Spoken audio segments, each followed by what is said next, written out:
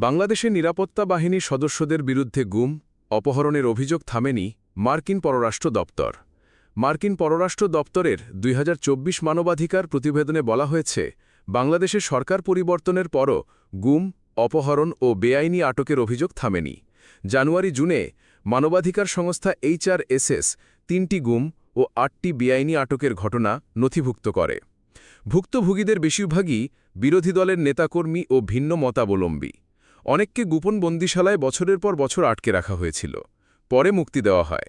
এখনও প্রায় ১০০ জন নিখোঁজ রয়েছেন।